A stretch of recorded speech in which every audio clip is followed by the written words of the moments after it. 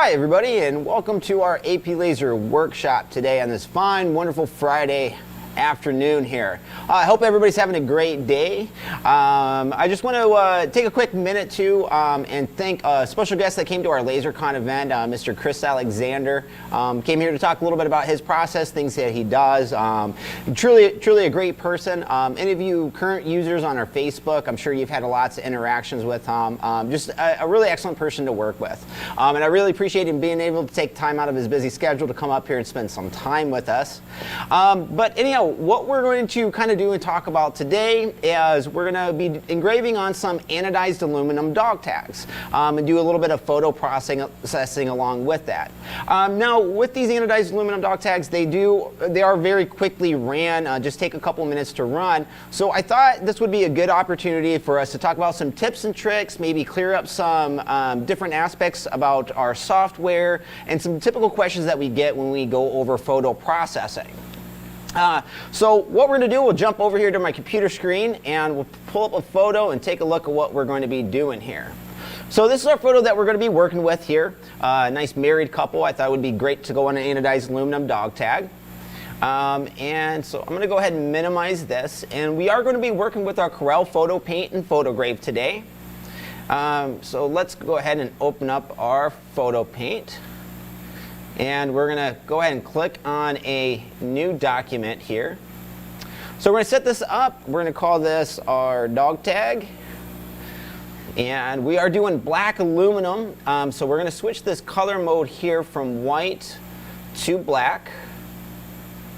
All right, and then we're going to go ahead and get into our sizes. Now I got my micrometer here with me. So I'm going to take a quick measurement of my dog tags here. So we got a width coming out about 1.13. Now I'm going to go ahead and make this 1.2. I just like to give myself a little bit of extra wiggle room there when I'm doing things, especially at this small. And then also let's check out our height on here now. And we're about 1.97, so we're going to go ahead and just round that up, make that 2 inches there.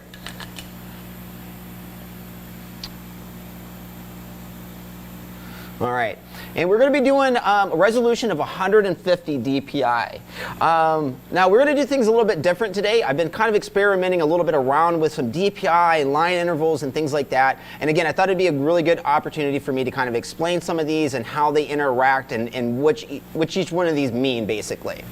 So resolution 150 dpi, that's dots per inch.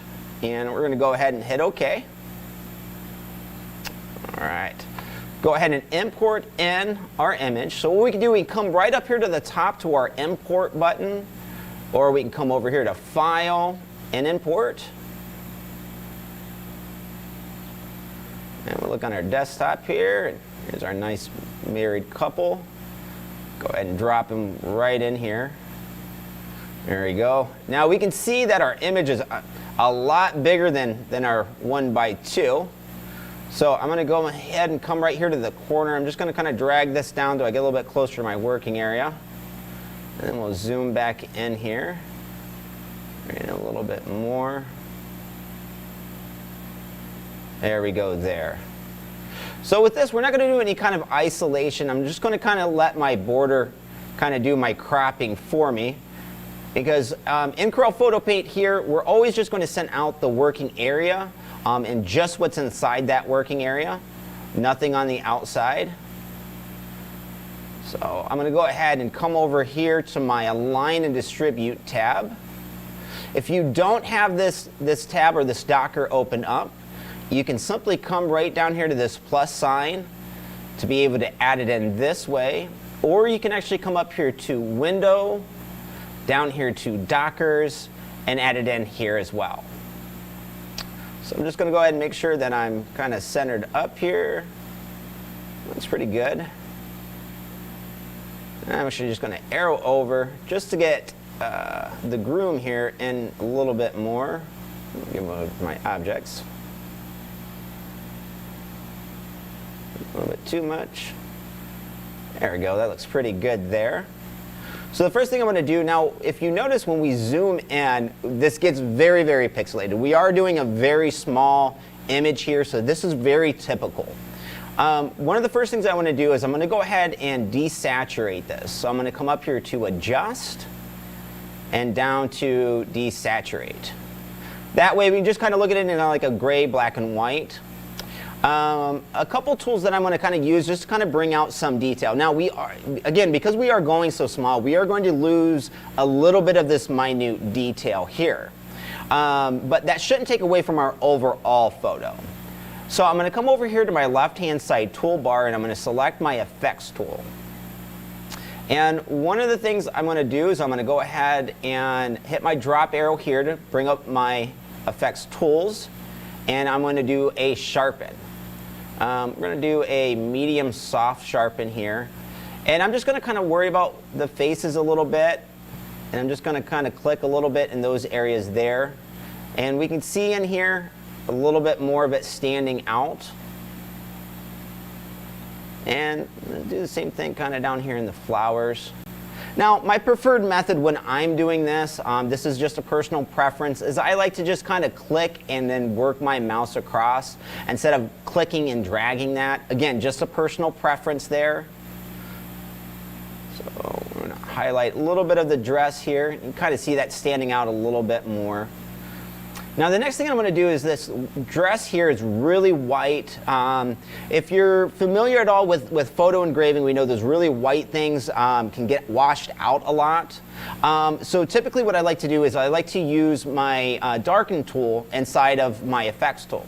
So again, I'm going to have my effects tool already selected. I'm going to go up to the top left.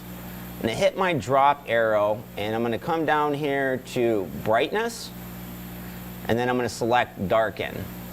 Now this is automatically going to give you kind of a heavy nib here. I like to use a little bit of the softer nibs, so I'm just going to hit my drop arrow here and select this guy here. And just make my nib just a little bit smaller. And then I'm just going to darken this up a little bit and through here to kind of make this stand out just a little bit more. Now, depending on how white the image is or how bright it is, you may need to go over on a few different passes on it. And each pass is going to make it just a little bit darker. Again, personal preference here. I like that really soft nibs. If I have to go over it a few times, that's okay. As long as I don't get things too out of whack or too heavy there. A little bit down here. And we'll do a little bit in this area here.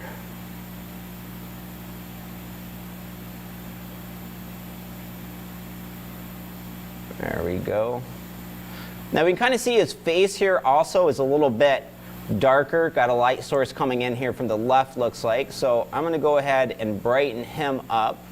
So again, I'm just utilizing my effects tools here. So I'm going to go to brighten. Again, just change that nib there. And just brighten him up just a little bit. You can kind of see as I'm brightening up, looks like he's got a little bit of a beard kind of shadow there. Try and sharpen that up a little bit more. And then the next thing I think I want to do is we're going to go up to adjust, and I'm going to bring up my tone curve. And I'm going to kind of see how that, now that kind of auto adjusted for me. I wasn't going to make a lot of adjustments in this anyhow, and I think that looks pretty good there. So I'm really not going to adjust this much at all. I'm just going to kind of let the program do its thing. And I'm going to go ahead and hit OK. All right. So that's looking pretty decent to me. Actually, I do want to sharpen up. I'm going to go back to my sharpen tool, and I think I want to sharpen up her hair just a little bit there.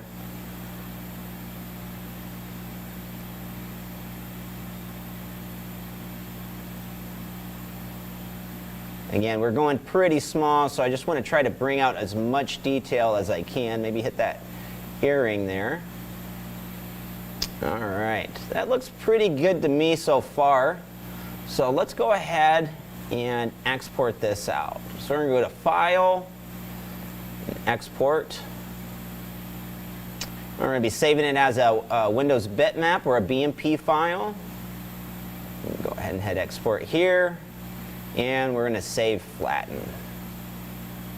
Okay. So next thing we're going to do, we're going to go ahead and bring up our PhotoGraV here.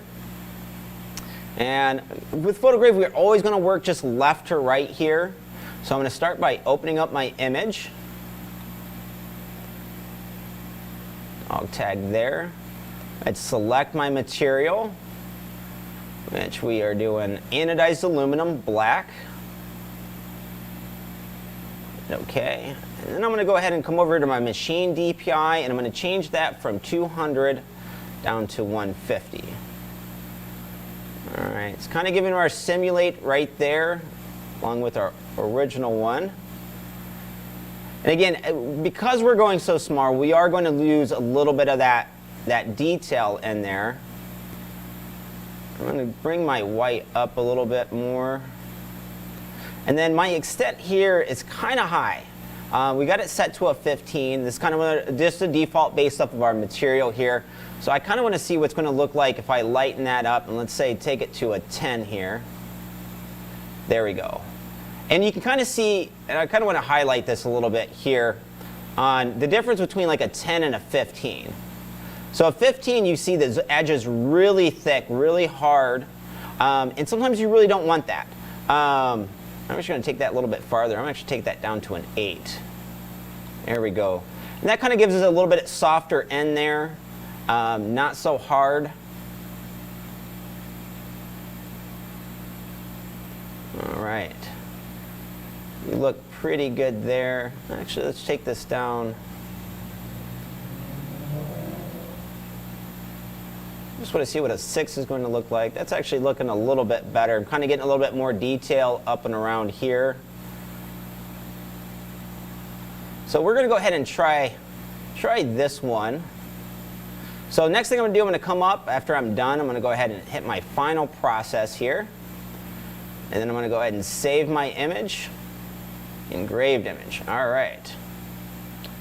And put that right on our desktop. Okay, so I'm going to go ahead and minimize this now, and let's open up our RDWorks.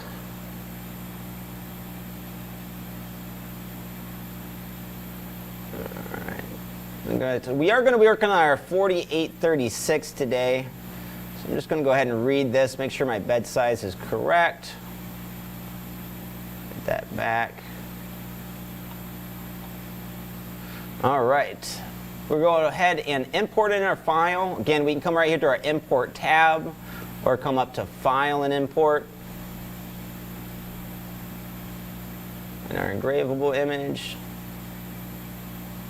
There we go there. All right. So we'll go ahead and set our laser origin. So I'm going to come up to Config and System Settings. And looks like we're already set for the center. That'd be a good spot there. So next thing I'm going to do is come over here to my scan mode, and I'm going to double click here, and these look like some pretty good settings here. Now this is where we're going to do a little bit of tips and tricks at, okay? So when you're testing out on certain material, on images and things like that, it's always good to double check, okay? I have seen a lot of times where I've done an engraving and I've used a little bit too much power. If anybody was with us when we did our photograph on a stainless steel tumbler, that was one of the things I tried to showcase, that you may get a bad result, and this is where you may want to go back, and you've done nothing wrong in the file preparation side of this, okay? Your file is good, everything is good, you dithered it, PhotoGraved it, whatever the process may be that you're utilizing, and it's just that you hit it with too much power, okay? Power and material can come into a lot of different effects here. Now, typically when you're testing these kind of things out and you're not quite sure, like, okay, did I do something wrong in the file, or is it just a speed and power setting? I would always come back to your speed and power setting and try to adjust those first.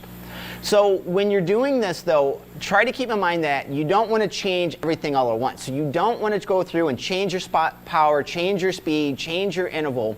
Pick one of the three to first adjust with, okay? So maybe try slowing it down or speeding it up slightly, or going to the power, maybe decrease the power or increase the power based off the results that you're getting.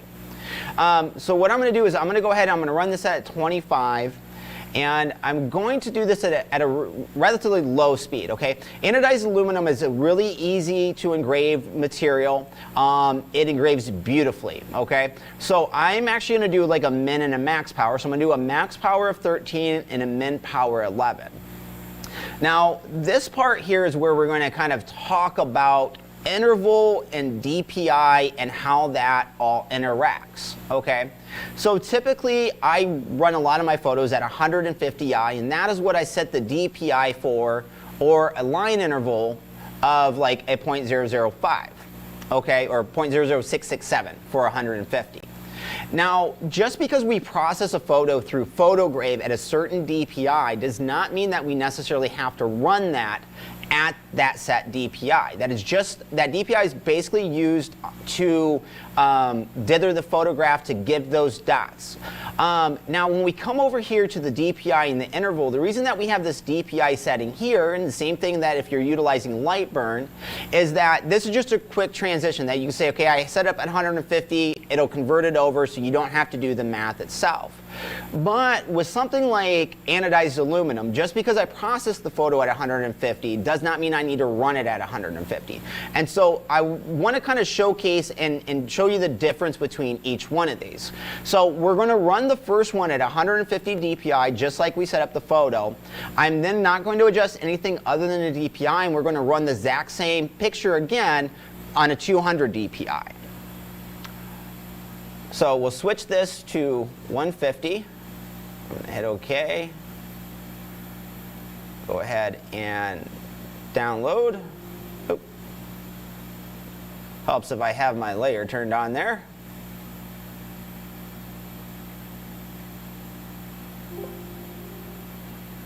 Okay, our file's downloaded. Let's jump over to the machine and see what we can do here.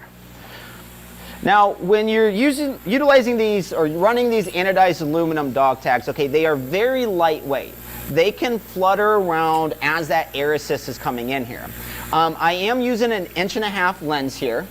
Now, if you're having an issue with the air assist and you don't have any kind of regulator or anything like that on there, what I would suggest using, if you have it, is the short nub cone that you may have seen me use when I'm using a lot of wood products, or wood, glass, things like that. It makes this hole a little bit opening so that air's not so concentrated where it's going to kind of flutter around in there. But because we are doing some really fine detail work here, I do want to use that 1.5".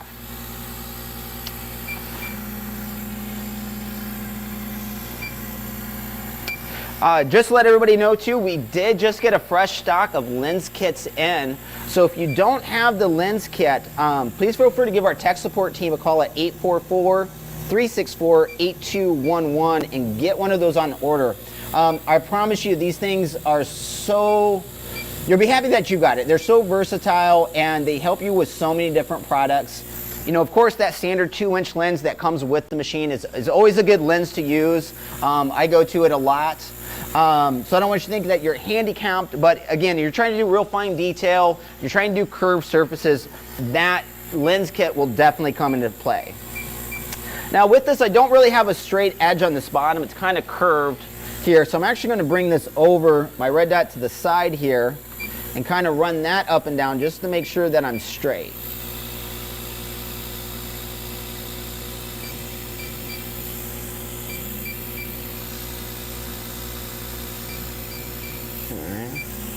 Now, I do want to mention too that I have seen one of our customers, his name is Jeremy Gross, another excellent customer to work with.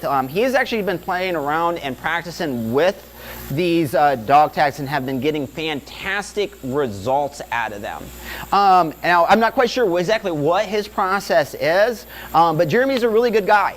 If you hit him up, he'll kind of explain what he's doing, maybe a little bit different than me, but you cannot argue with results there.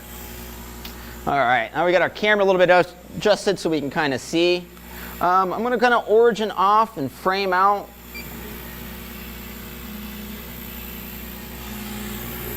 And look really good.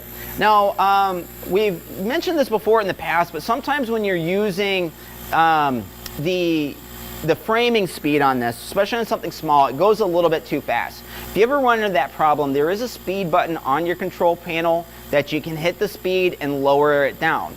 That's not going to have any effect over your engraving speed that you set within RDWorks or Lightburn. This is only for the keying and framing function. Looks like I do need to come over just a smidge here.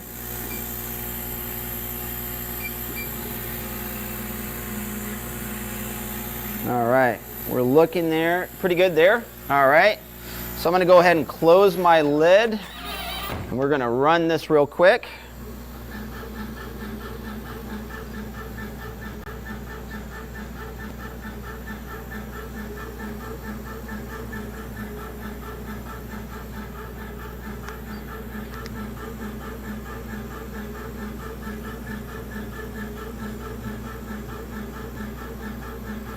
All right, like I said, that'll take a few minutes to run there. So if anybody's got any questions, we'll give this, like I said, a few minutes to run here. Please feel free to type in the chat box here. I try to get through everybody as fast as possible here.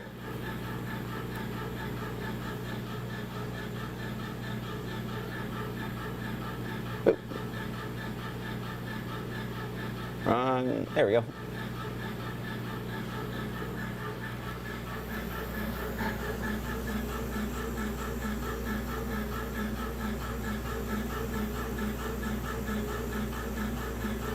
All right, so I'm not really seeing the kind of look that I'd like to see out of this.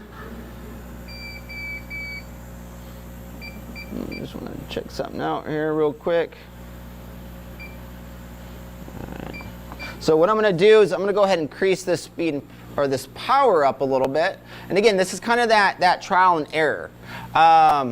So I'm going to go ahead. I don't want to go too crazy here, so I'm going to take this up to a 16 with a min power of 14. Right, download again.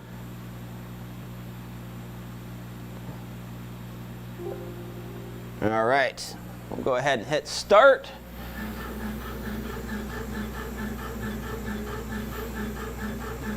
There we go. We're getting a little bit better engraving out of this now.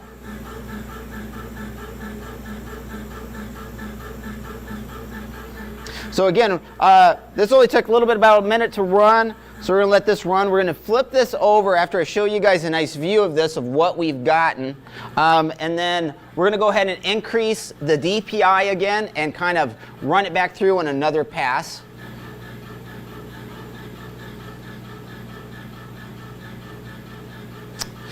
So I've got somebody asking, Frank is asking, can I run granite a higher DPI like you were doing on those tags?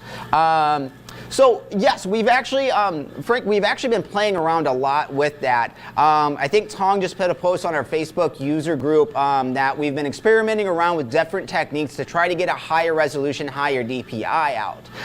It's kind of one of the things that I'm kind of playing around with right now, and I'll definitely keep you in the loop on what kind of progress we make with that. But so far, we've been getting some really great results out of this. All right, so take a look at our tag here.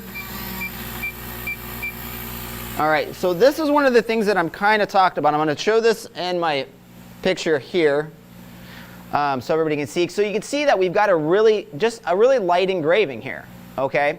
So again, we can see a little bit of detail in there, not really what we're looking for, okay? So again, this is something that you're going to typically see with like a low speed and power setting, all right? So what we're going to do, we're going to flip this over on the other side.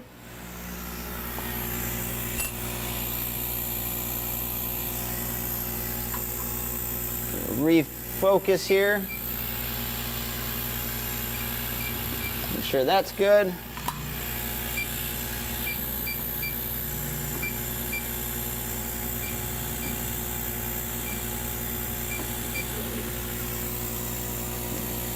This down will probably be a little bit easier here. All right.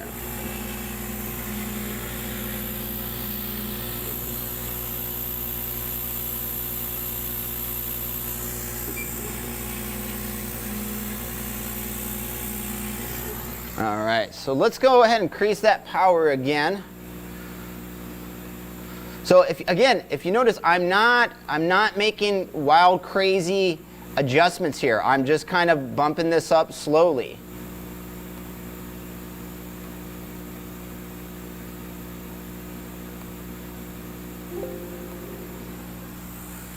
All right, downloaded.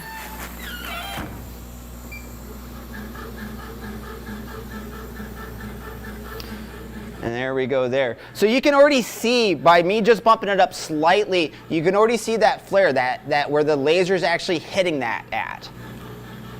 So after we get done with this one, this is going to be our test to kind of like say, okay, this is speed and power settings. We see it just running a little bit lower. You know, it's not really giving us that bright look that we wanted to see it stand out at. So after we run this one, we'll take a look to see what kind of results we've gotten. And then we're going to switch this again on the DPI. We're not going to make any other changes to our speed and power settings, just so we can see a comparison between the 150 DPI to the 200 DPI. Now again, I processed this photo through 150, but I just want to let you know that not always is the file preparation DPI going to be mutually exclusive to the line interval that we typically set within our operating platforms.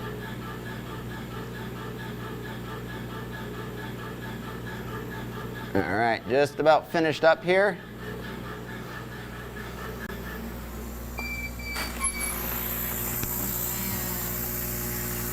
All right, so let's take a look at the results that we have now with this.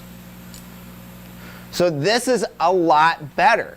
Again, nothing to do with the speed and the power settings, or actually the file preparation. This was all just speed and power. Okay, we had a really nice look out of this. So again, what we're going to do now is we're going to go ahead and switch this DPI. We've kind of dialed in our speed and our power. That looks really good. It's not blown out at all. So we're going to switch this interval from a 150 to a 200. Go ahead and OK. Download again.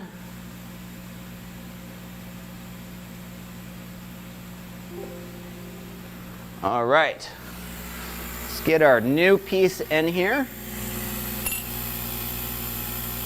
Now again, one of the reasons that I like to work with the anodized aluminum is there's certain things we don't really have to worry about that we do with other material. Mainly about how the laser hits the material and what happens after it hits the material. So with granite or stones, we have what's called a fracture point. With acrylic, we have a melting point, and wood, we have an overburn point. Well, with the metals, we don't really have that or have to really take that in consideration. So increasing that DPI can often help a lot.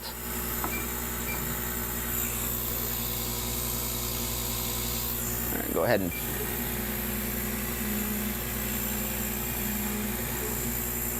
all right, that looks pretty good there. All right, let's see what 200 DPI gets us.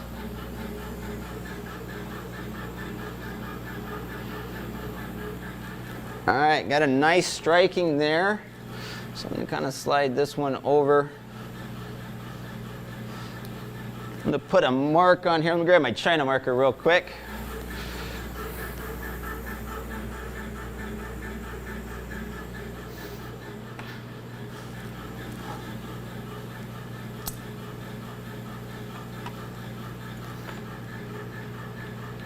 Check in with you guys if you have any more questions here. Sorry, I'm a little late here.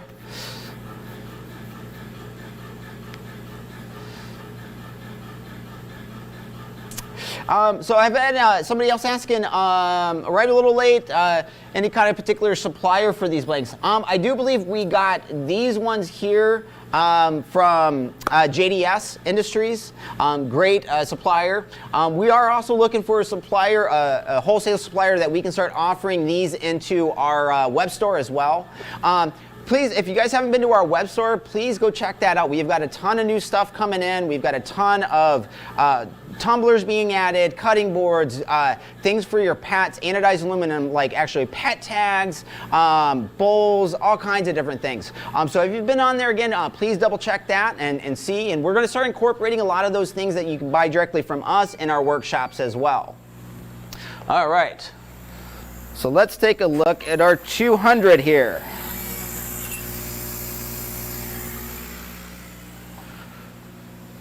All right, so let's do a side-by-side comparison here.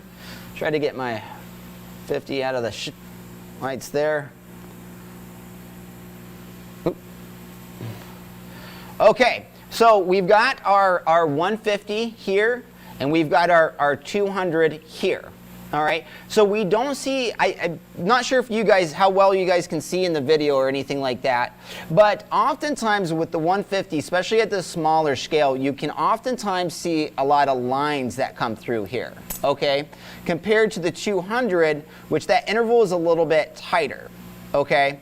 So the interval is actually how the laser head is moving from front to back, okay? So at that 150 line interval spacing, again, you can get a little bit of lines in there.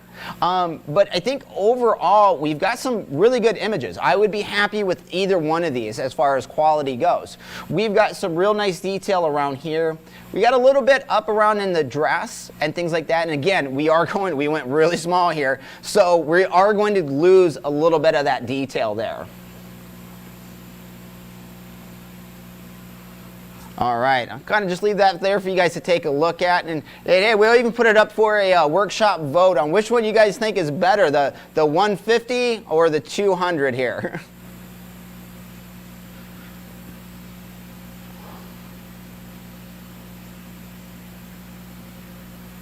And as always, I'll go ahead and leave this open. I know today was kind of a quick one there. I do apologize. We're still cleaning up from our LaserCon, which if you were able to attend that, I do appreciate y'all coming. We had a really good time.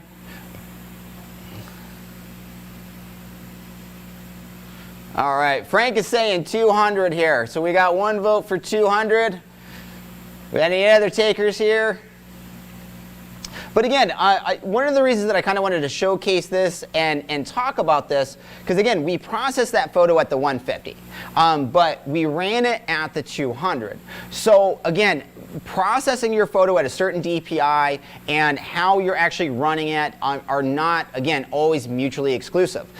So feel free. These are one of those things where it's kind of fun when you're in the lasering community. You know, practice around, play around a little bit. You saw some of the errors that we were coming across with just speed and power. You know, that first engraving, we'll take a look at that again, you know, that really light one. Again, nothing to do with file preparation. That was all just speed and power settings. Little things like that can catch you off. Maybe you're out of focus, things like that. But again, when you're practicing and you're dialing in your machine to find out the perfect settings that work best for you, keep it simple. Try to adjust one variable, then go through and adjust the next one.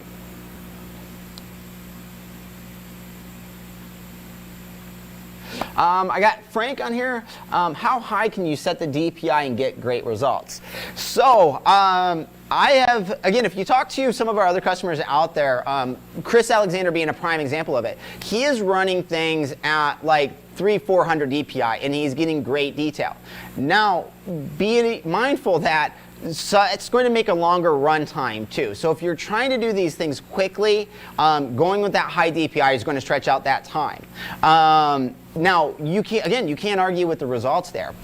We are working on, with the granite, Frank, just to kind of follow up with your other question too, we are working on granite, on trying to get very good results at the higher DPI. So far, we are testing out around 300 DPI and have been getting some fantastic results out of that. I'm going to kind of hold off on explaining more, but once we do a little bit more testing on this and kind of dial it in a little bit better, I will be making a workshop over that and kind of discussing that. I know it's really kind of confusing. I've told everybody for years and in numerous videos, run 150, run 150. If you're ever hesitant on that, I know that if you're running images at 150, you will get a good result, okay? Can we do better? We're going to strive, we're going to try. We always want to grow. We always want to find new ways to do things. And again, anybody out there that is getting good results on things, I would love to hear from you. I would love, know, to share some of the insight that you've come across and things like that. If you watched any of my older videos, you always hear me tell that I have a certain way of doing things. It's not the only way to process things, and that I'm constantly learning. I'm a very knowledgeable person, but by no means do I know everything. And there's always a new technique. There's always a different way to do it to get better results. Now, I have the nasty habit at times of I should have stopped 5 betters ago, but that's how we learn. We learn by making mistakes. That's how we grow. And as long as you can learn from those mistakes, you'll be the better for it. So,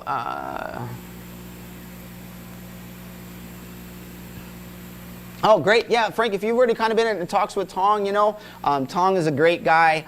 He's always playing and trying to improve things again, because he thinks there's always got to be a better way to do things. And that's one of the great things about working for AP Lazer that I enjoy. I get to experiment, I get to increase and develop my skills, and then try to pass those skills and those abilities on to everybody else as well. So, if nobody's got any more questions, we'll go ahead and wrap it up. I know this was kind of a quick video, but we got a lot more things planned for the rest of the month and up through August.